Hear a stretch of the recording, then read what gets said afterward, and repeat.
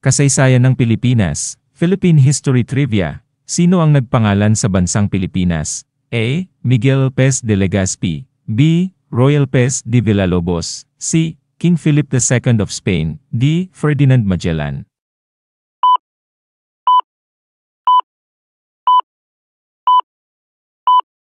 Ang tamang sagot ay B. Roy Lopez de Villalobos. Kanino hango o nagmula ang pangalan ng bansang Pilipinas?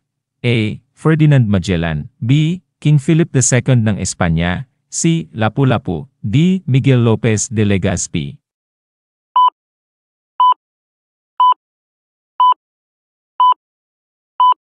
Ang tamang sagot ay B. King Philip II ng Espanya.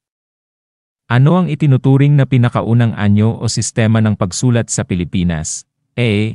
Alibata. B. Baybayin. C. Abakada. D. Tagalog script.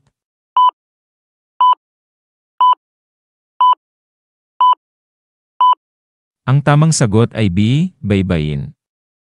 Ano ang itinuturing na pinakaunang aklat na nalimbag sa Pilipinas? A. Florante at Laura. B. El Filibusterismo. C. Doctrina Cristiana. D. Nuestra Señora del Rosario.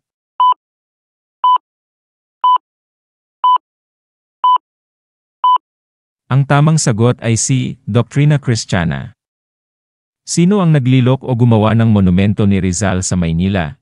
A. Juan Luna. B. Felix Hidalgo. C. Guillermo Tolentino. D. Richard Kisling.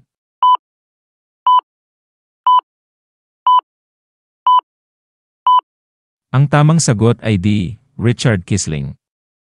Ano ang pen name ni Marcelo H. del Pilar? A. Hosing Sisiu. B. Supremo. C. Plaridel. D. Isagani.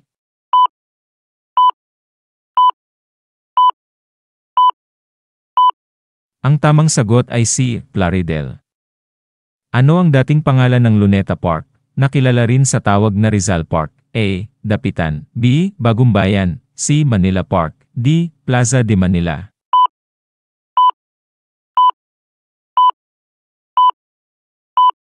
Ang tamang sagot ay B. Bagumbayan.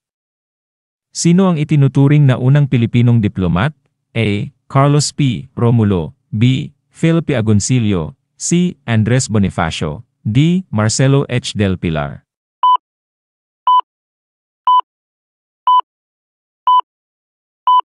Ang tamang sagot ay B. Felipe Agoncillo. Sino ang nagtatag ng katipunan at kilala din siya sa tawag na Supremo? A. Apolinario Mabini. B. Andres Bonifacio. C. Antonio Luna. D. Emilio Jacinto.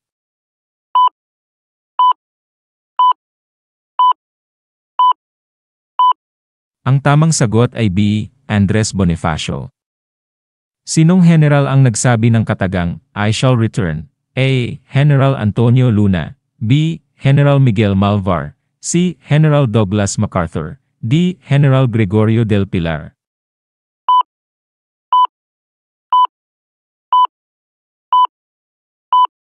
Ang tamang sagot ay C. General Douglas MacArthur.